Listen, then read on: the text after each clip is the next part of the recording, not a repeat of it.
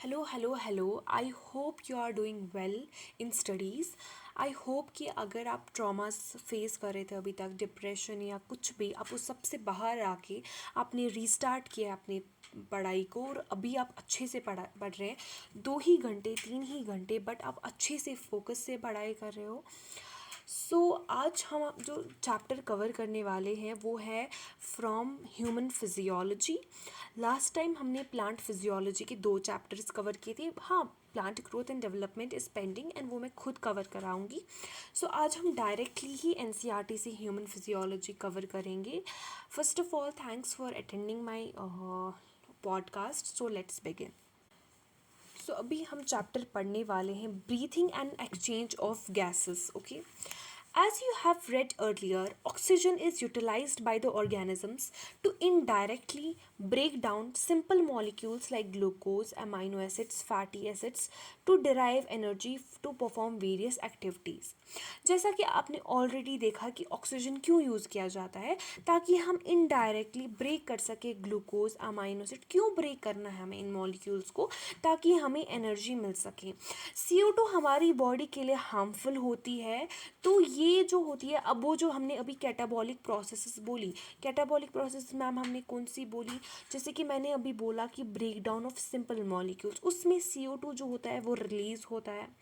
It is there for evident. Evident मतलब obvious है ये हमारे लिए कि जो O2 है उसको कॉमनली हमें हमें उसको कॉमनली कंटिन्यूअसली प्रोवाइड करना होगा सेल को। ठीक है, वॉट आई मीन टू से बाई कॉमनली मतलब ओब्वियसली हमें ऑक्सीजन जो है उसको कंटिन्यूसली प्रोवाइड करना है सेल को, और CO2 जो प्रोड्यूस हुआ है बाय द सेल्स उसको हमें रिलीज करवाना है। This process of exchange of O2 from the atmosphere with CO2 produced by the cells is called breathing. और इसी प्रोसेस जिसमें तुम एक्सचेंज करवाते हो O2 और CO2 को, उसी प्रोसेस को हम ब्रीथिंग बोलते हैं। और कॉमनली ब्रीथिंग को आप रेस्पायरेशन बोलते हैं। Place your hands on your chest, what ever जो भी इसमें टास्क बोला है वो आप करो। ठीक है, the respiratory organs in the mechanism of breathing are described in the following sections of the chapter.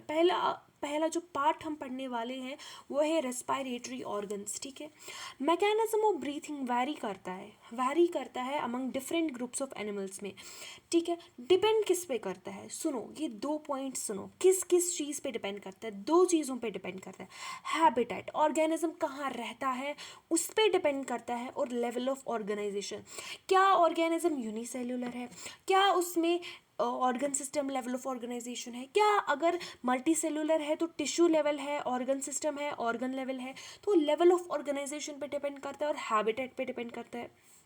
Lower इन्वर्टेब्रेट्स, जैसे कि हम स्पॉन्ज की बात करें, सीलेंट्रेट और प्लेटफॉर्म जो है सीधे बॉडी से क्या करते हैं, ऑक्सीजन को डिफ्यूज़ करते हैं और सीधे वैसे ही ऑक्सीजन अंदर लेते हैं और वैसे ही CO2 बाहर लेते हैं। These simply what they do, they exchange oxygen and CO2 by simple diffusion over their entire body surface. Earth form जो होता है उनके पास मॉइस्ट क्यूटिकल होता है।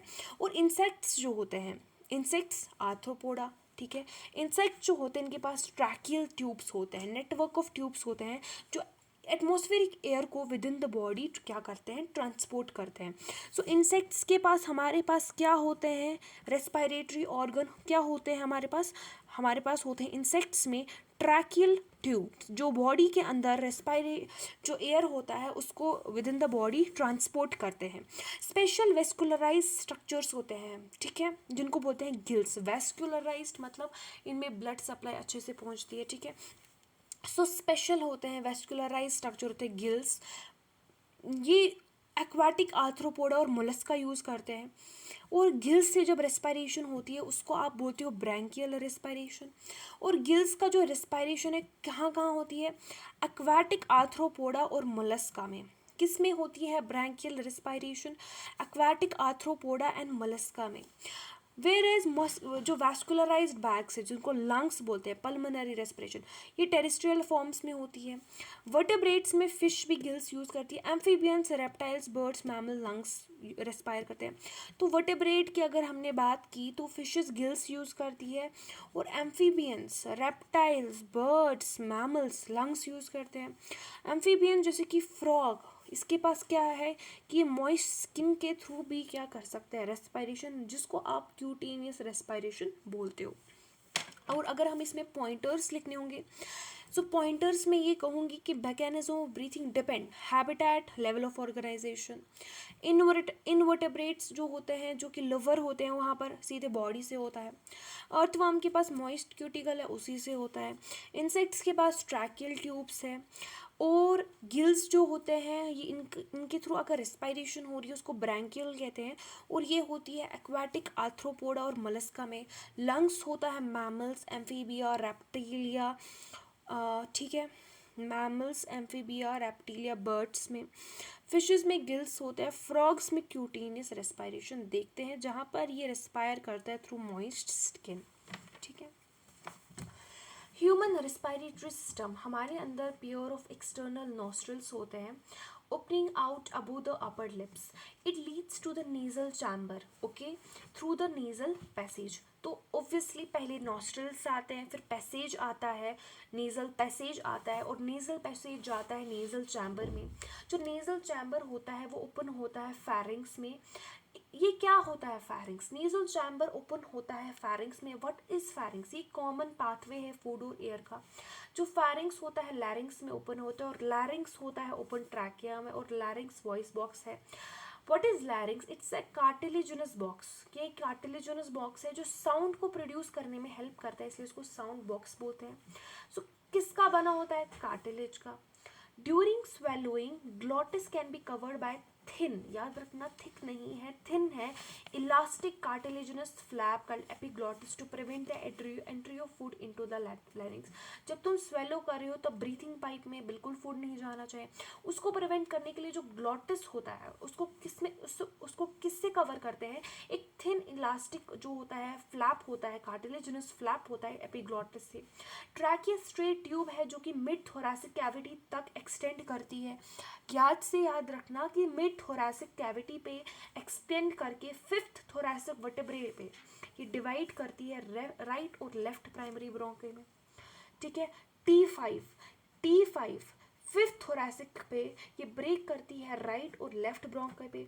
हर एक ब्रोंकाई रिपीटेडली डिवाइड करता है, सेकेंडरी और टेरिशरी ब्रोंकाई बनाता है, और ब्रोंक्यूल्स बनाता है। ब्रोंक्यूल्स क्या बनाता है, इनिशियल ब्रोंक्यूल्स, और फिर एंड अप हो जाता है टर्मिनल ब्रोंक्यूल्स में। सो हमारे पास क्या आते हैं, right bronchi, left bronchi, secondary bronchi, tertiary bronchi, initial bronchioles, thin terminal bronchioles, ठीक है। Trachea, primary, secondary, tertiary bronchioles and initial bronchioles are supported by incomplete cartilaginous rings. Initial bronchioles तक NCERT के side में लिखो, cartilaginous ring सिर्फ initial bronchioles तक ही होता है, ठीक है। कहाँ तक होता है कार्टिलेजिनस रिंग, सिर्फ इन मतलब इनिशियल ब्रोंक्यूल्स तक होता है। डन, मुझे लाइन ही घूम गई, सॉरी, एक सेकेंड।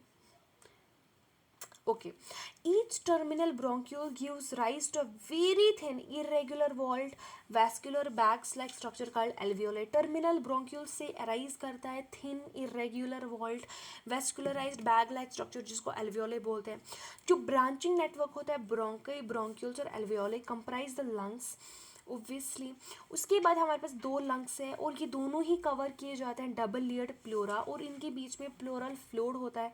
क्यों होता है फ्लूइड, क्योंकि ये फ्रिक्शन को रिड्यूस करता है। जो आउटर प्लोरल मेम्ब्रेन है is in the close contact with the thoracic chamber, ठीक है। तो क्या है कि ये जो आउटर प्लोरल मेम्ब्रेन है ये क्लोज कंटैक्ट में किसके साथ होता है, थोरैसिक लाइनिंग, वेयर एज जो इनर प्लूरल मेम्ब्रेन होता है वो लंग सरफेस के साथ कंटैक्ट में होता है। बात समझ आ गई। तो outer pleural membrane thoracic chamber की लाइनिंग के साथ होता है कंटैक्ट में, और इनर प्लूरल मेम्ब्रेन जो होता है लंग सरफेस के साथ कंटैक्ट में होता है। The part starting with external nostrils up to the terminal bronchioles constitute the conducting part. अब अच्छे से सुनना, जो external nostrils हैं, ठीक है, एक्सटर्नल नॉस्ट्रल्स है, वहाँ से लेकर तुमने टर्मिनल ब्रोंक्यूल तक पार्ट लिया, उसको बोलते हैं कंडक्टिंग पार्ट। लेकिन जो एल्वियोले है और डक्ट्स है तो उसको बोलते हैं हम एक्सचेंज पार्ट, ठीक है। रिंग्स कहाँ तक होती है? कार्टिलेजिनस रिंग्स होती है इनिशियल ब्रोंक्यूल्स तक, ठीक है मैम। और जो ये हमारा मतलब ये जो कंडक्टिंग पार्ट होता है ये कहाँ तक होता है? टर्मिनल ब्रोंक्यूल्स तक, ठीक है। और फिर जो एल्वियोले और डक्ट्स होते हैं एल्वियोले के, ये रेस्पिरेटरी एक्सचेंज पार्ट बनाती है। द कंडक्टिंग पार्ट ट्रांसपोर्ट करती है एटमॉस्फेरिक एयर को एल्वियोले तक, क्लियर करती है इसको कहाँ से? इसको क्लियर करती है फ्रॉम फॉरेन पार्टिकल्स, ह्यूमिडिफाई करती है, एयर को का टेम्परेचर बॉडी टेम्परेचर जैसा बनाती है। Exchange part is the site of actual diffusion of oxygen and CO2। तो एक्सचेंज पार्ट जो क्या है, obviously it's a site of actual diffusion of oxygen and CO2 between blood and air. Done, ये बात आपको यहाँ तक क्लियर हुई। The lungs are situated in the thoracic chamber which is anatomically a air tight chamber. बात समझ आई? थोरैक्सिक chamber जो है, अगर हम एनाटॉमिकली देखें, एक एयर टाइट चैम्बर है। थोरैक्सिक चैम्बर जो होता है इसमें डॉर्सली होता है वर्टिब्रल कॉलम, वेंट्रली होता है स्टर्नम। तो डॉर्सली मतलब पीछे की साइड, अपनी कमर पे हाथ रखो and you will feel vertebral column, right. और आगे से अगर आप हाथ रखोगे तो आप फील किसको करोगे? स्टर्नम को। तो डॉर्सली तो वर्टिब्रल कॉलम है और वेंट्रली स्टर्नम है। और लेटरली आप हाथ रखोगे, मतलब साइड वाइज अगर आप हाथ रखोगे, आप रिब्स को टच करोगे, आपको रिब्स फील होगी। और लोअर साइड पे है डोम शेप डायफ्राम, नीचे की तरफ से है, उसको हाथ तो आप लगा नहीं सकते ना, डेफिनेटली अंदर की तरफ है वो, तो वो है डोम शेप्ड डायफ्राम। जो एनाटॉमिकल सेटअप जो है लंग्स का थोरैक्स में is such that any change in the volume of the thoracic cavity will be reflected in the pulmonary cavity। ये बोल रहा है, NCERT की लाइन बोल रही है कि एनाटमिकली जो लंग्स होता है उसका सेटअप ऐसा है कि अगर तुमने कहीं से भी थोरैसिक वॉल्यूम में चेंज लाया, थोरैसिक कैविटी में चेंज लाया, तो वो लंग कैविटी पे तुमको उसका असर दिख जाएगा, ठीक है। सच एन अरेंजमेंट एसेंशियल है, क्यों? ब्रीथिंग के लिए, क्योंकि हम डायरेक्टली लंग्स को कोई इन्फ्लुएंस नहीं कर सकते। अब रेस्पिरेशन में कुछ स्टेप्स आती है। सबसे पहले तुम सांस लोगे, सबसे इंपॉर्टेंट चीज़ है ब्रीथिंग और पल्मोनरी वेंटिलेशन, बाय विच क्या होता है, एटमॉस्फेरिक अंदर आता है और CO2 बाहर आता है, ठीक है। फिर डिफ्यूजन ऑफ गैसेस होता है, कहाँ होता है? एल्वियोलर मेम्ब्रेन पे होता है, ठीक है। गैसेस फिर खून के थ्रू जाती है डिफरेंट बॉडी पार्ट्स पे, ठीक है। फिर खून और टिश्यूज़ के बीच में डिफ्यूजन होता है ऑक्सीजन और CO2 का, ठीक है। यूटिलाइजेशन होता है O2 by the cells for catabolic reactions और रिजल्टेंट रिलीज होता है CO2। क्या आपको ये पांचों के पांचों पॉइंट्स क्लियर हुए? क्या मुझे फिर से रिपीट करने की ज़रूरत है? फिर भी मैं एक और बार रिपीट करती हूँ। ब्रीथिंग या पल्मोनरी वेंटिलेशन बाय विच क्या होता है कि एटमॉस्फेरिक अंदर आता है और CO2 बाहर जाता है। डिफ्यूजन ऑफ गैसेस, ऑक्सीजन और CO2 अक्रॉस एल्वियोलर मेम्ब्रेन, ठीक है। फिर ब्लड के थ्रू तुमने गैसेस का ट्रांसपोर्ट करवाया, उसके बाद diffusion of O2 and CO2 between blood and tissues, ठीक है। Utilisation of O2 by the cells for catabolic reactions and resultant release of CO2। आपको ये पांचों के पांचों स्टेप्स क्लियर हो गई, ओके। चलो, अब है मैकेनिज्म ऑफ ब्रीथिंग। मैं आपको सिंपली पहले समझाती हूँ, फिर NCERT से पढ़ाती हूँ, और इससे आपको क्या होगा, 2 स्टेप्स में ये कंसेप्ट क्लियर होगा। पहले कंसेप्ट को पढ़ना, उसके बाद NCERT रीडिंग, ठीक है। तुमने पहले सांस ली, सबसे पहले इंस्पायरेशन जब तुम करते हो तो उस मोमेंट में एक नॉर्मल इंस्पायरेशन की बात कर रही हूँ। हमारे पास होता है एक तो जो डायफ्राम होता है उसका रोल होता है, और एक्सटर्नल इंटरकोस्टल मसल्स जो होते हैं ये क्या होते हैं, ये रिब्स में लगे होते हैं, इनका रोल होता है, ठीक है। हाँ, अब जब तुमने सांस अंदर ली तो डायफ्राम डोम शेप्ड है, ये कंट्रैक्ट होगा, ठीक है। सांस तुम्हें अंदर लेनी है तो तुमने क्या किया, इसको कंट्रैक्ट किया, कंट्रैक्ट हुआ तो ये डोम शेप था, ये फ्लैटन हो गया, ठीक है मैम, फ्लैटन हो गया। थोड़ी सी जगह बन गई, हाँ थोड़ी सी जगह बन गई। अब एक्सटर्नल इंटरकोस्टल मसल्स ने कंट्रैक्ट किया और ये बाहर की तरफ फूल गया। मतलब क्या मतलब बाहर की तरफ फूल गया, मतलब वेंट्रली जो स्टर्नम है वो रेज हो गया, और ये जो रिब्स है वो भी लेटरली रेज हो गए, और हमारे पास अंदर से बहुत स्पेस बन गई।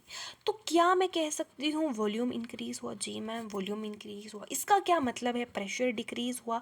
जब तुमने प्रेशर को डिक्रीज किया तो बाहर से प्रेशर अंदर आएगा, प्रेशर को बराबर करने के लिए, तो क्या होगी, ब्रीथिंग होगी, अंदर एयर आ गई, ठीक है। अब एक्सपायरेशन करना है, डायफ्राम रिलैक्स हो जाएगा, एक्सटर्नल इंटरकोस्टल मसल से रिलैक्स हो जाएगी, सारी चीज़ें नॉर्मल रहेगी, रिलैक्स हो जाएगी, स्पेस कम हो जाएगी, प्रेशर ज़्यादा होगा और अंदर का एयर बाहर जाएगा। तो इंस्पायरेशन क्लियर हुआ, एक्सपायरेशन क्लियर हुआ, ये क्या थे, नॉर्मल इंस्पायरेशन एक्सपायरेशन, बात समझ आ गई। उसके बाद हमारा कौन सा है, फोर्सफुल। अब तुमको क्या करना है, तुम्हें मन कर रहा है बहुत सारी सांस लेने का, ठीक है, तुम्हें क्या करना है, बहुत सारी सांस लेने का मन हो रहा है, फोर्सफुली इंस्पायर करोगे तुम।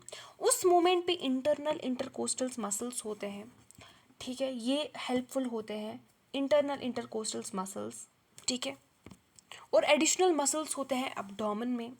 अब ये जो मसल्स होते हैं ये रिलैक्स करते हैं और इनके थ्रू जो होता है, इसमें क्या होता है, एयर बन जाती है, किस में बन जाती है, एयर में, किस में एयर बन जाती है, हमारे जो थोरैसिक कैविटी है इसमें एयर बन जाती है, तो ओवरऑल पल्मोनरी वॉल्यूम भी इंक्रीज हो जाता है, प्रेशर डिक्रीज होता है तो एयर अंदर आता है। बात क्लियर हो गई, बात समझ आ गई, कैसे क्या होता है, क्लियर हो गई, ठीक है।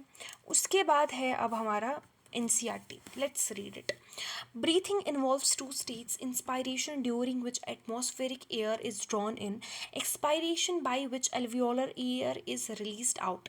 The movement of air into and out of the lungs is carried out by creating a pressure gradient between the lungs and the atmosphere. Inspiration can occur if pressure within the lungs, intrapulmonary pressure, is less than the atmospheric pressure. That is, there is a negative pressure in the lungs with respect to the atmospheric pressure. इसका यही मतलब है, negative pressure in the lungs का मतलब है कि atmospheric pressure ज़्यादा है और लंग्स का प्रेशर कम है। Similarly expiration takes place when intrapulmonary pressure is higher than the atmospheric pressure.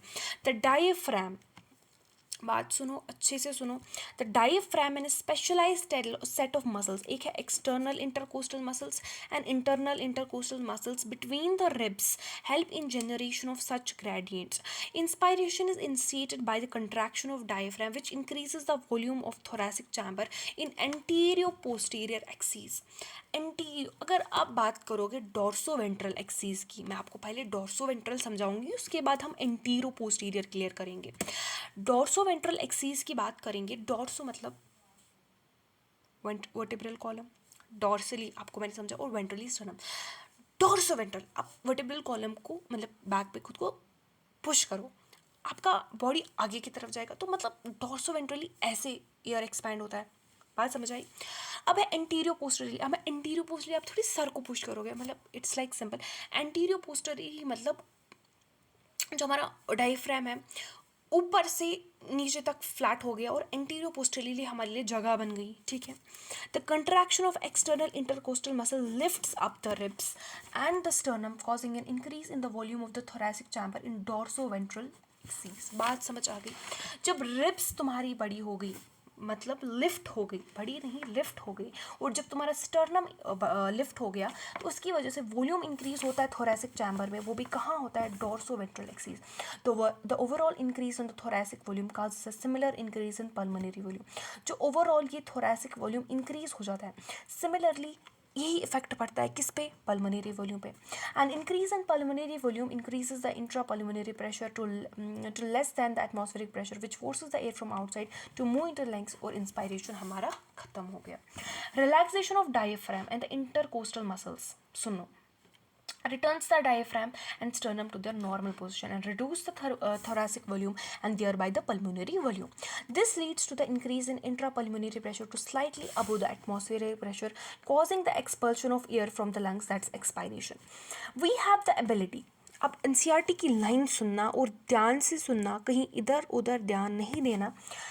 We have the ability to increase the strength of inspiration and expiration with the help of additional muscles in the abdomen. बात समझ आ गई? ठीक है, हमारे पास ability होती है कि आप स्ट्रेंथ इंक्रीज करो, आप फोर्सफुली इंस्पायरेशन करो, आप फोर्सफुली एक्सपायरेशन करो। किसकी मदद से? Additional muscles in the abdomen. अब बस इतना ही इसके बारे में लिखा, लेकिन मैंने आपको बहुत सारी चीज़ें बताई। अगर आप वो याद भी नहीं रखोगे, एनसीईआरटी की लाइन रखोगे, इट्स एनफ। बस मैंने कंसेप्ट क्लैरिटी के लिए किया, और अगर आप वो याद करते हो that's better. Okay, on an average एक हेल्दी ह्यूमन ब्रीथ करता है 12 से 16 टाइम्स, 12 से 16, wow, 12 to 16 times a minute. Okay, the volume of air involved in breathing movements can be estimated by using a spirometer. जो volume of air होता है जो कि ब्रीथिंग मूवमेंट्स में इन्वॉल्व होता है, उसको हम स्पायरोमीटर से आप मेजर कर सकते हो, जो कि क्लिनिकली जो ये स्पायरोमीटर है ये किस लिए काम आता है, आप इसको यूज़ कर सकते हो for clinical assessment of pulmonary functions. So we are done with the mechanism of breathing. तो मैं पानी पीऊँगी। सो मैंने पानी पी लिया है। सो let's return back to respiratory volumes and capacities. ठीक है, टाइटल वॉल्यूम। सबसे पहले कितना एयर आप नॉर्मली इंस्पायर एक्सपायर करो। चलो, अब जितना एयर आपने नॉर्मली इंस्पायर किया या एक्सपायर किया उसको आप बोलते हो टाइडल वॉल्यूम, और ये 500 ml होता है। ठीक है, अगर आप फोर्सफुली इंस्पायर करते हो, चलो करो फोर्सफुली इंस्पायर, एक तो एक नॉर्मल वॉल्यूम आता है इसमें, टाइडल वॉल्यूम, और एक्स्ट्रा कुछ वॉल्यूम। अब टोटली अगर आप फोर्सफुली इंस्पायर करते हो तो उस मोमेंट पे कितना एयर आता है, उसको बोलते हैं इंस्पायरेटरी रिजर्व वॉल्यूम। ये एडिशनल होता है, और ये कितना होता है 2500 से लेकर 3000। एक्सपायरेटरी रिजर्व वॉल्यूम ये एडिशनल वॉल्यूम ऑफ एयर होता है जब एक्सपायर करते हैं बाय फोर्सफुल एक्सपायरेशन। सो ये कितना होता है 1000 से लेकर 1100। ठीक है, ये 3 चीज़ें याद हो गई।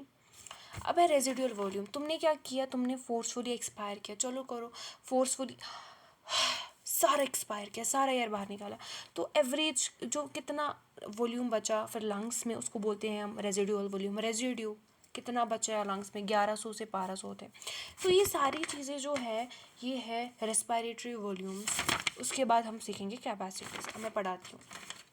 Tidal volume, volume of air inspired या expired during a normal inspiration, it's approximately 500 ml, and healthy man can inspire expire approximately 6000 से लेकर 8000, मतलब 6000 to 8000 ml of air per minute.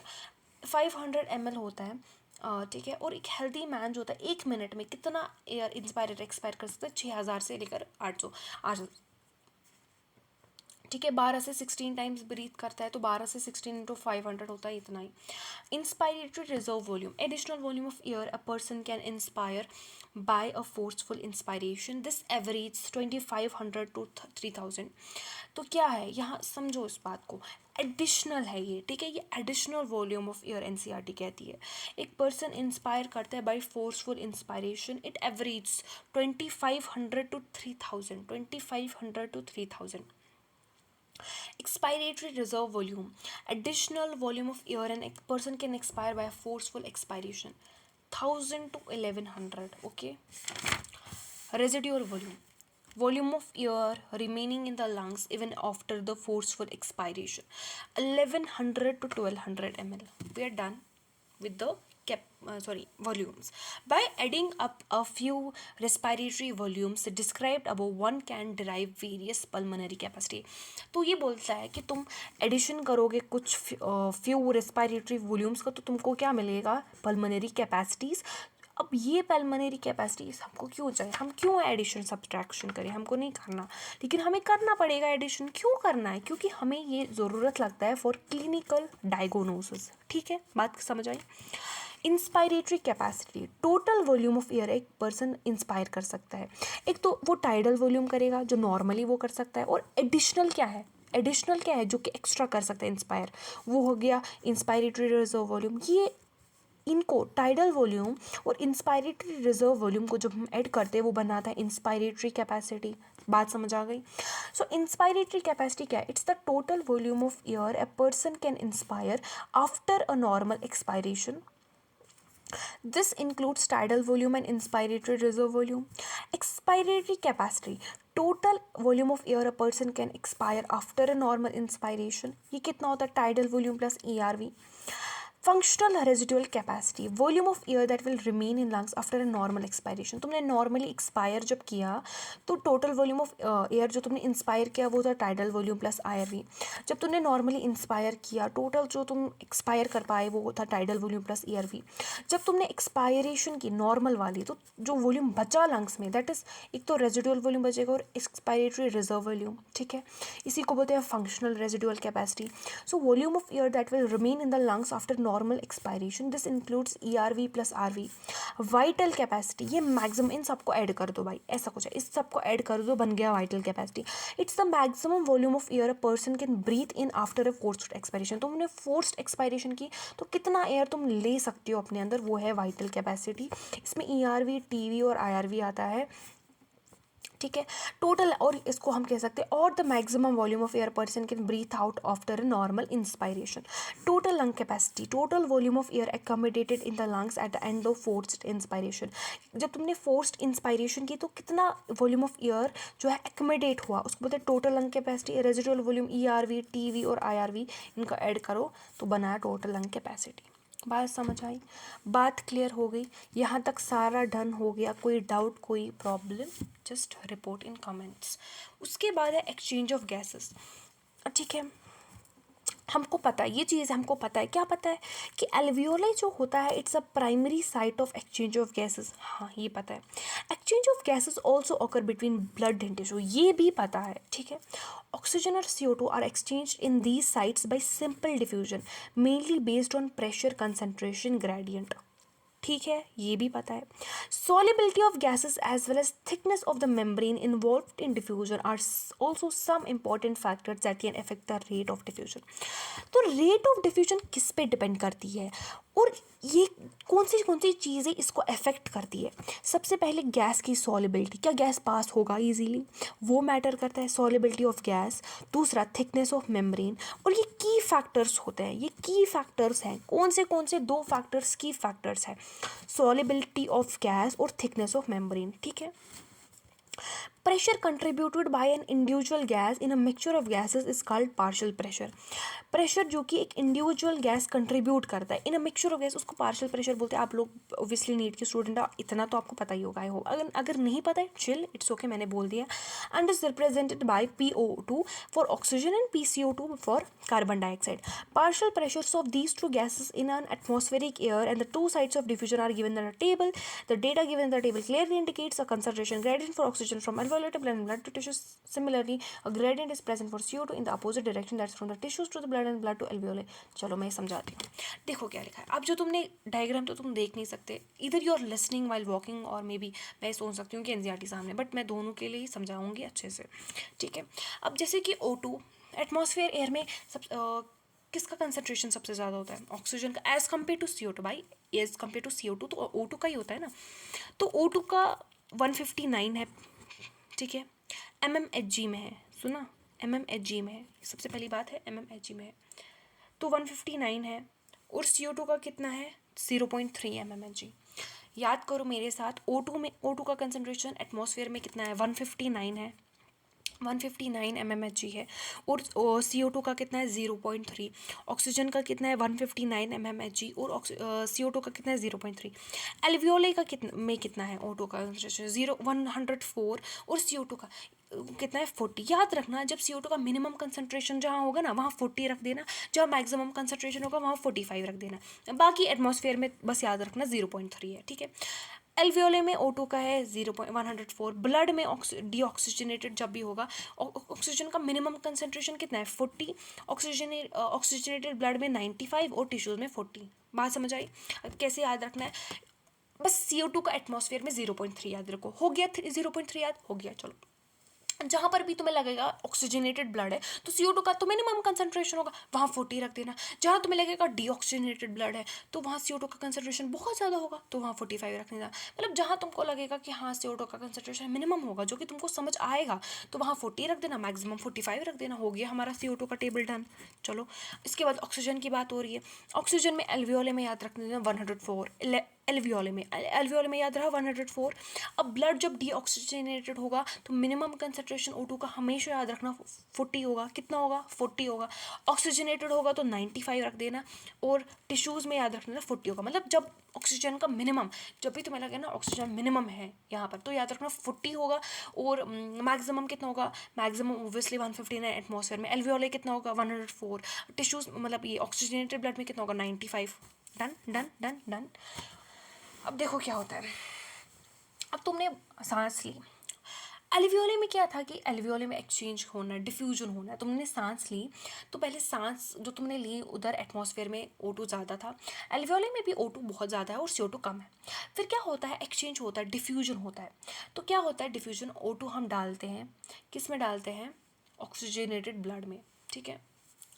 तो हमें पता है कि पल्मोनरी वेन जो होती है ये कैरी करती है ऑक्सीजनेटेड ब्लड, और पल्मोनरी आर्टरी डीऑक्सीजनेटेड ब्लड। बात समझ आई? मैं डायग्राम को देख के बता रही हूँ। तो फिर जब ऑक्सीजनेटेड ब्लड आया तो उसमें होगा 95 mg। अब ऑक्सीजनेटेड ब्लड तुमको क्या लगता है कहाँ जाएगा? मैम ये तो लेफ्ट ऑरिकल में जाएगा। बिल्कुल। फिर लेफ्ट ऑरिकल से लेफ्ट वेंट्रिकल में जाएगा। बिल्कुल। फिर कहाँ जाएगा? फिर पंप हो जाएगा। पंप कहाँ होगा? पंप हो जाएगा टिश्यूज़ में, ठीक है। टिश्यूज़ में गया, टिश्यूज़ जाएगा, वहाँ क्या करेगा? टिश्यूज़ जाके वहाँ पर टिश्यूज़ को ऑक्सीजन मिलेगा और CO2 ब्लड में आएगा। तो वहाँ पर क्या होगा? वहाँ ऑक्सीजन की कंसनट्रेशन क्या हो जाएगी? ओब्वियसली टिश्यूज़ में अगर हम बात करेंगे, टिश्यूज़ में CO2 का कंसनट्रेशन ज़्यादा होगी, 45 होगी मैक्सिमम, और ऑक्सीजन की बहुत कम होगी। ऑक्सीजन जाएगा फिर टिश्यूज़ में, और ब्लड में जाएगा टिश्यूज़ वाला CO2, ठीक है। अब यही जो डीऑक्सीजनेटेड ब्लड है ये कौन कैरी करेगा? Systemic veins. कहाँ जाएगा ये? हार्ट पढ़ा है तुमने, कहाँ जाएगा ये? ओब्वियसली राइट में जाएगा, राइट पार्ट ऑफ हार्ट में जाएगा, राइट वेंट्रिकल में जाएगा, सॉरी राइट ऑरिकल में जाएगा, ठीक है। फिर राइट ऑरिकल से कहाँ जाएगा? राइट वेंट्रिकल में जाएगा, राइट। फिर राइट वेंट्रिकल से जाएगा पल्मोनरी आर्टरी। पल्मोनरी आर्टरी कहाँ लेती है? मुझे को बताओ, पल्मोनरी आर्टरी खून को कहाँ लेती है? लंग्स में लेती है ना। तो लंग्स में आके फिर से वही चीज़ हो जाएगी, और इस तरीके से मैंने आपको डायग्राम क्लियर किया। If you want me to again repeat this diagram, आप मुझे मैसेज कर देना, कमेंट कर देना, एंड मैं इसका एक शॉर्ट्स बनाऊंगी to explain it again, but मैंने अपने हिसाब से अच्छे से समझा दिया। ओके, सो हमारा ये कंप्लीट हो गया। चलो अब हम NCERT पे फिर से वापस जाते हैं। As a solubility of CO2 की जो सॉलिबिलिटी होती है ना, NCERT कहती है, NCERT हमसे एक सीक्रेट कहती है, ठीक है। That's not a secret any more. कहती है कि जो CO2 का सॉलिबिलिटी होती है that's 20 to 25 times higher than of O2। बात समझ आई? The amount of CO2 that can diffuse through the diffusion membrane per unit difference in partial pressure is much high compare to oxygen. मतलब CO2 जो होता है वो easily diffuse हो जाता है, फट वाह छोड़ो, CO2 आराम से डिफ्यूज हो जाता है और O2 नहीं हो पाता। The diffusion membrane is made up of 3 major layers. 3 major layer है, मेजर लेयर्स है और मेजर क्वेश्चंस भी आते हैं, तो दोनों बातें क्लियर करते हैं। The thin squamous epithelium of alveoli. Alveoli पहले ही पता है हमें, टिश्यूज़ में पढ़ा है, मैंने टिश्यूज़ पढ़ा है, और मैंने बताया कि एल्वियोले की जो मेम्ब्रेन होती है that's of thin squamous epithelium. मतलब मेम्ब्रेन वही, एपिथेलियम जो होता है थिन स्क्वैमस होता है। उसके बाद एल्वियोलर ब्लड कैपिलरीज वो एंडोथेलियम होती है, और बेसमेंट मेम्ब्रेन सैंडविच है। ऊपर वाला क्या है? थिन स्क्वैमस एपिथेलियम ऑफ एल्वियोले, बीच में बेसमेंट मेम्ब्रेन, और फिर दूसरा ब्रेड पीस क्या है? Endothelium of alveolar capillaries. ये 3 मेजर लेयर्स है, इन्हीं को बोलते हैं डिफ्यूजन मेम्ब्रेन, ठीक है। अब सुनो, composed of a thin basement membrane. इसमें ऑब्वियसली बेसमेंट मेम्ब्रेन होता है। ये जो बेसमेंट सबस्टेंस है इसमें बेसमेंट मेम्ब्रेन होता है। मेरी NCERT में लिखा depoting the squamous, I don't know whether it's a new English word, पता नहीं क्या लिखा है। Depoting the squamous epithelium and the lodgement membrane surrounding the singular endothelium. Oh my god, मैं ये बाद में रेक्टिफाई कराऊंगी और उसके बाद मैं आपको इस पर बताऊंगी इस पर क्या है। मुझे नहीं पता, मेरी NCERT बहुत मिस प्रिंटेड है, सॉरी फॉर दिस। चलो नेक्स्ट लाइन पे पढ़ते हैं, ठीक है। नेक्स्ट लाइन, ये लाइन मैं फिर भी क्लियर करूँगी शॉर्ट्स में। However, its total thickness is much less than a millimeter। जो इसकी टोटल थिकनेस है, याद रखना क्वेश्चन आता है, ये 1 मिलीमीटर से भी कम होती है, ठीक है। Therefore, all the factors in our body are favorable for diffusion of O2 from alveoli to tissues and that of CO2 from tissues to alveoli.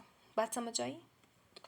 हमारी बॉडी में फैक्टर्स फेवरेबल होते हैं कि O2 एल्वियोले से टिश्यू जाए और CO2 टिश्यू से एल्वियोले जाए. बात समझ आई? अब गैसेस का करेंगे ट्रांसपोर्टेशन. ठीक है.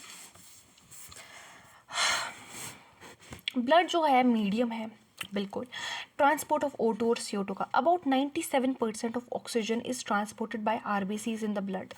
याद रखना 97% जो है ऑक्सीजन वो कौन ट्रांसपोर्ट करता है? RBC. ठीक है. जो 3% है वो कैरी होता है dissolved state through the plasma. ये प्लाज्मा में डिज़ोल्व्ड स्टेट के थ्रू कैरी होता है. समझ आया? फिर से बताऊंगी ताकि तुम्हारे दिमाग में ना घुस जाए, अच्छे से घुस जाए एक ही बार में. सो 97% जो है oxygen it's transported by RBCs in the blood. 97% of the oxygen is transported by RBCs in the blood. जो रिमेनिंग 3% है वो कैरी होता है in dissolved state through the plasma. Plasma के थ्रू कैरी होता है. ठीक है. डिज़ोल्व स्टेट में तो नियरली 20 से लेकर 25 20 to 25% of CO2 is transported by RBCs. 20 to 25% जो CO2 है RBCs ट्रांसपोर्ट करती है. 70% बाइकार्बोनेट की फॉर्म में कैरी किया जाता है और 7% प्लाज्मा में. ठीक है. फिर से बताऊंगी. 3 लाइन्स बहुत इंपॉर्टेंट है इसलिए मैं बार बार बता रही हूँ ताकि एक ही बार में याद हो जाए. ब्लड मीडियम है, इसको छोड़ो, अच्छे से पता है तुमको. About 97% जो है O2 is transported by RBCs in the blood. Remaining 3% जो O2 है it's carried down the dissolved state through the plasma. 20 से लेकर 25% जो है CO2 it's transported by RBCs. ठीक है. 20 से लेकर 25% of CO2 it's transported by the RBCs. 70% जो है it's carried by as bicarbonate और 7% is dissolved state through plasma. अब है transport of oxygen. Transport of oxygen. Haemoglobin एक red coloured iron containing pigment है जो कि प्रेजेंट है RBCs में. ठीक है. ऑक्सीजन जो है वो हीमोग्लोबिन के साथ बाइंड कर सकता है इन अ रिवर्सिबल मैनर. रिवर्सिबल मतलब कि अगर ये बाइंड करेगा फिर बॉन्ड टूट भी सकता है. To form oxy haemoglobin. तो ये बाइंड करता है हीमोग्लोबिन के साथ ताकि ऑक्सी हीमोग्लोबिन बनाए. हर एक हीमोग्लोबिन जो होता है इसके पास एक कैरिंग कैपेसिटी होती है. इसकी जो कैरिंग कैपेसिटी होती है can carry a maximum of 4 molecules of oxygen. So each haemoglobin molecule जो है ये मैक्सिमम कितने मॉलिक्यूल्स कैरी कर सकता है? 4 molecules. Each hemoglobin molecule can carry a maximum of 4 molecules of oxygen. Binding of oxygen with hemoglobin is primarily क्यों होता है? क्योंकि partial pressure of oxygen की वजह से. partial pressure of CO2 पे डिपेंड करता है और H positive ion concentration, H positive ion की कंसनट्रेशन और टेम्परेचर. तो NCERT क्या कहती है कि जो ऑक्सीजन का बाइंडिंग है हीमोग्लोबिन से तो बेसिकली प्राइमरीली ये किस चीज़ पे डिपेंड करता है, किस चीज़ नहीं किन चीज़ों पे डिपेंड करता है?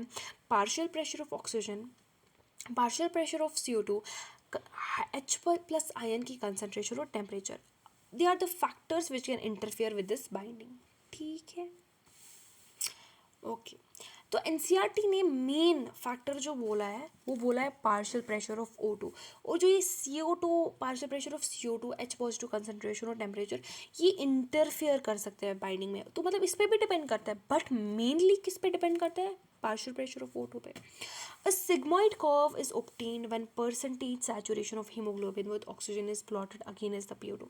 जब हम percentage saturation को y axis में रखते हैं, percentage saturation of hemoglobin with oxygen और PO2 का partial pressure रखते हैं तो हमें एक sigmoid curve मिलता है और इस curve को हम oxygen dissociation curve होता है. ये बहुत इंपॉर्टेंट है ताकि हम स्टडी कर सके इफेक्ट ऑफ फैक्टर जैसे कि PCO2 का फैक्टर क्या है, इफेक्ट क्या है, H पॉजिटिव कंसनट्रेशन का इफेक्ट क्या है, किस पे effect on binding of oxygen with haemoglobin. देखो क्या बोलता है. फॉर एग्जाम्पल जब तुम मुझे एक बात बोलो, अगर ऐसे समझाऊंगी. मतलब फॉर एग्जाम्पल 2 दोस्त हैं. ठीक है. अब इन 2 दोस्तों में बहुत अच्छी दोस्ती. एक को नाम रखेंगे ऑक्सीजन, दूसरे को नाम रखेंगे हीमोग्लोबिन. अब हमने इनका सिग्मोइड कर्व बनाया. अब जितना फेवरेबल होगा, जितने बाकी लोग कहेंगे कि हाँ तुम्हारे बारे में अच्छा बोलती है, तुम्हारे बारे में अच्छा बोलती है, तो दोनों आपस में बोल रहे हैं हाँ. बाकी सराउंडिंग लोग क्या कर रहे हैं? वो बोल रहे हैं कि हाँ ये दोनों उनको आपस में खिलाफ नहीं कर रहे, उनको आपस में मिला रहे हैं. तो क्या होगा कि जल्दी जल्दी जो होगा जो दोस्त होगा, मतलब कहीं ना कहीं ये जल्दी जल्दी बाइंड हो जाएंगे एक दूसरे के साथ, राइट। जल्दी जल्दी बाइंड होगा मतलब कम ही एफर्ट्स मतलब कम ही पार्शियल प्रेशर पे बाइंडिंग हो जाएगी। आ रहा है समझ।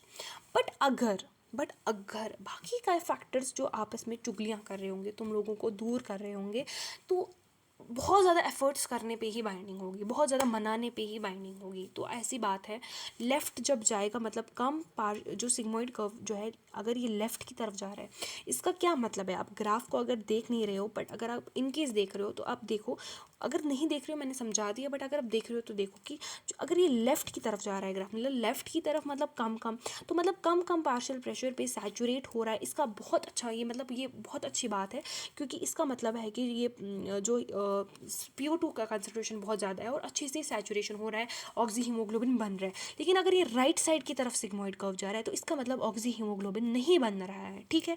लेफ्ट साइड की तरफ जा रहा है तो पॉजिटिव, मतलब कि ऑक्सी हीमोग्लोबिन बन रहा है, राइट साइड की तरफ जा रहा है तो नेगेटिव, मतलब ऑक्सी हीमोग्लोबिन नहीं बन रहा है। बात समझ आई?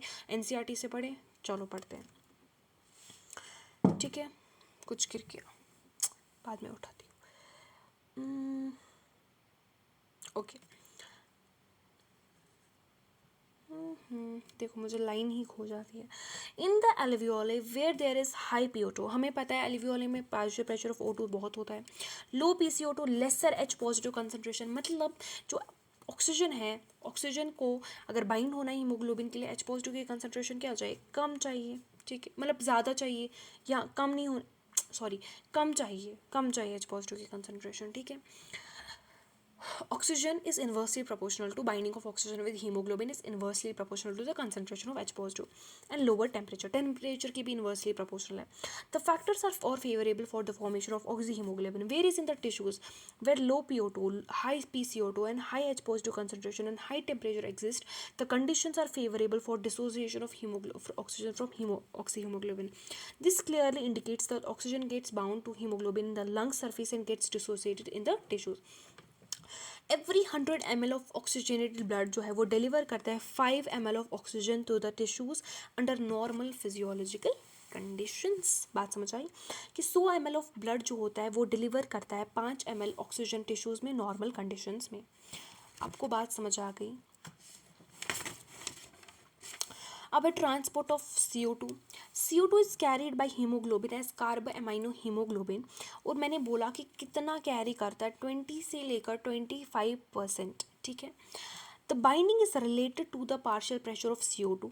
ये बाइंडिंग जो है ये किसके रिलेटेड है, partial pressure of CO2। PO2 major factor है जो कि अफेक्ट करता है इस बाइंडिंग को, मतलब H पॉजिटिव, हीट, टेम्परेचर, इसमें छोड़ो मारो गोली उनको। मेजर फैक्टर जो इस बाइंडिंग को अफेक्ट करता है वो है partial pressure of O2. When PCO2 is high and PO2 is low as in the tissues, more binding of CO2 occurs, whereas the PCO2 is low and PO2 is high in the alveoli, dissociation of CO2 from carbamino hemoglobin takes place. Okay तो obviously जब PCO2 high होता है, कहाँ होता है, tissues में। PO2 लो होता है तो उस मोमेंट पे कार्बन डाइऑक्साइड जो होता है ना वो बाइंडिंग हो जाती है हीमोग्लोबिन के साथ। बट अगर कार्बन डाइऑक्साइड की कंसंट्रेशन एल्वियोले में कम होती है, ऑक्सीजन की कंसंट्रेशन ज़्यादा होती है, तो उस मोमेंट पे क्या होता है, डिसोसिएशन होता है। डिसोसिएशन जो होता है कार्बन डाइऑक्साइड का होता है फ्रॉम कार्बामाइनो हीमोग्लोबिन, और इससे क्या होता है, और इससे जो है कार्बन डाइऑक्साइड डिलीवर हो जाता है एट द एल्वियोले। बात क्लियर होगी? RBCs में ना एक हाई कंसंट्रेशन होता है किसी एक एंजाइम का, तो RBCs contain very high concentration of the enzyme, और इस एंजाइम का नाम है कार्बोनिक एनहाइड्रेस। RBC जो होता है इसमें वेरी हाई कंसंट्रेशन होता है एंजाइम का जिसका नाम है carbonic anhydrase, and minute quantities of same जो होता है प्लाज्मा में भी होता है। देखो इस लाइन को अंडरलाइन, सामने NCERT है, अंडरलाइन करो, अगर नहीं है तो बार बार सुनो, दिमाग में घुसाओ, क्योंकि मे भी इसमें एसर्शन रीज़न टाइप सवाल आ सकते हैं कि इसमें ना हाई कंसंट्रेशन होता है एंजाइम कार्बोनिक एनहाइड्रेस और माइन्यूट क्वांटिटी होता है प्लाज्मा में भी। तो एंजाइम क्या करता है, फैसिलिटेट करता है following reaction, CO2 plus water बनाएगा H2CO3 that that's carbonic acid, और अगर फिर और ये ब्रेक हो जाता है और बनाता है कार्बोनेट प्लस H पॉजिटिव, ठीक है। और ये रिएक्शन रिवर्सिबल होती है। देखो एल्वियोली में ये रिएक्शन इन्वर्सली होगी, मतलब उल्टी डायरेक्शन में होगी, और टिश्यूज़ में ये डायरेक्शन और टिश्यूज़ में ये रिएक्शन जो होगी फॉरवर्ड डायरेक्शन में होगी, और एल्वियोली में ये रिएक्शन बैकवर्ड डायरेक्शन में होगी, ये याद रखना। और इस पूरी रिएक्शन को कौन करता है? Catalyse carbonic anhydrase. फिर से रिएक्शन बताऊं, फिर से बता दूं, CO2 plus water gives carbonic acid, sorry sorry sorry sorry, और ये ब्रेक हो जाता है HCO3 negative plus H positive में, ठीक है, ठीक है। At the tissue site where partial pressure of CO2 is high due to the catabolism, CO2 diffuses into the blood, RBCs in plasma and form HCO3 negative. तो tissue site पे जहाँ पर CO2 का पार्शियल प्रेशर बहुत high होता है, क्यों? Catabolism की वजह से CO2 ब्लड में डिफ्यूज़ हो जाता है, ठीक है, ब्लड में जाता है। RBCs में तो ऑब्वियसली कार्बो एमाइनो हीमोग्लोबिन बनाता है, और प्लाज्मा में भी डिफ्यूज़ हो जाता है और बनाता है HCO3 negative and H positive. At the alveolar site where PCO2 is low, the reaction proceeds in the opposite direction leading to the formation of CO2 and water. The CO2 trapped as bicarbonate at a tissue level and transported to the alveoli is released out as CO2. तो CO2 जो कि bicarbonate की form में RBCs और plasma में क्या होता है, ट्रैप हो जाता है, वो ट्रांसपोर्ट होता है एल्वियोल में और CO2 की फॉर्म में रिलीज होता है, और हर एक 100 ml of deoxygenated blood deliver करता है 4 ml of CO2 to alveoli है। फिर से ये लाइन बताती हूँ, every 100 ml of deoxygenated blood जो है डिलीवर करता है approx 4 ml of CO2 to the alveoli. यहाँ तक सब कुछ क्लियर हो गया, ठीक है। Regulation of respiration, human beings जो होता है इनके पास एक एबिलिटी होती है, क्या एबिलिटी होती है? मेंटेन और मॉडरेट करना रेस्पिरेटरी रिदम को to suit the demands of the body tissue. Obviously हमें सब कुछ मेंटेनेंस में करना है, मॉडरेट करने हैं फंक्शंस को, ताकि बॉडी टिश्यूज जो है उनकी डिमांड्स पूरी हो जाए। This is done by the neural system, obviously neural system ही यही चीज़ें करता है। एक स्पेशलाइज सेंटर जो होता है हमारे मेड्यूला रीजन में प्रेजेंट होता है, जिसका नाम है रेस्पिरेटरी रिदम सेंटर। तो एक स्पेशल सेंटर, याद सुनना, अच्छे से सुनना, एक स्पेशल सेंटर है मेड्यूला रीजन में होता है, जिसको बोलते हैं respiratory rhythm centre. As a name suggested, ये प्राइमरीली किस लिए रिस्पॉन्सिबल होगा? रेगुलेशन के लिए, कि रेगुलेशन ऑफ द रेस्पिरेशन के लिए, ठीक है। तो रेस्पिरेटरी रिदम सेंटर जो है ये प्राइमरीली रिस्पॉन्सिबल है किसके लिए? रेगुलेशन के लिए। अनदर सेंटर जो होता है हमारे pons region of the brain में होता है, जिसको बोलते हैं pneumotaxic, I am so sorry, I don't know what, मुझे कभी कभी ना स्लिप हो जाता है and then I ruin everything, sorry. So another centre जो होता है that's present in the pons region of the brain, that's pneumotaxic centre, can moderate, I was about to say pneumotoxic centre, I seriously, pneumotaxic centre जो कि moderate करता है functions of respiratory rhythm centre.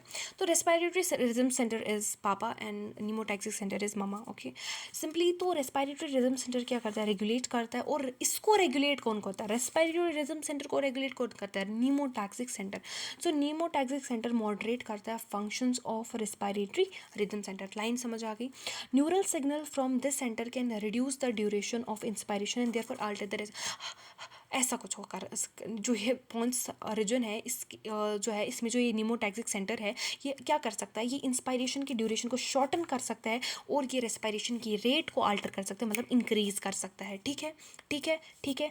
एक chemo sensitive area होता है, chemo sensitive area होता है जो केमिकल्स की तरफ सेंसिटिव होता है। क्या केमिकल्स? H पॉजिटिव कंसनट्रेशन, मैं समझाती हूँ। कीमो सेंसिटिव एरिया जो होता है respiratory rhythm centre, respiratory rhythm centre का मेड्यूला में, उसके बगल में होता है, एडजेसेंट होता है। ये हाईली सेंसिटिव होता है CO2 और H पॉजिटिव की कंसंट्रेशन में। इंक्रीज अगर होगा इन सबस्टेंसेस में, ये एक्टिवेट करेगा दिस सेंटर को, इस सेंटर को एक्टिवेट करेगा। किस सेंटर को एक्टिवेट करेगा? Can activate this centre which in turn can signal the rhythm centre to make necessary adjustment. तो जो कीमो सेंसिटिव एरिया है ये रिदम सेंटर के साइड में, जो कि हाईली सेंसिटिव होता है CO2 और H पॉजिटिव आयंस में, अगर इन सबस्टेंसेस में इंक्रीज होगा तो ये इंक्रीज अगर सबस्टेंसेस में इंक्रीज़ होगा, मतलब CO2 और H पॉजिटिव में कंसंट्रेशन में इंक्रीज़ हुआ, तो क्या होगा? ये एक्टिवेट करेगा इस सेंटर को, और ये क्या करेगा? ये सेंटर जो होता है, ठीक है, ये क्या करता है, ये रिदम सेंटर को सिग्नल भेजता है और बोलता है कि आप नेसेसरी चेंजेस लाओ ताकि रेस्पिरेटरी प्रोसेस में बाय विच ये जो सबस्टेंस होंगे एलिमिनेट हो जाएंगे, ठीक है।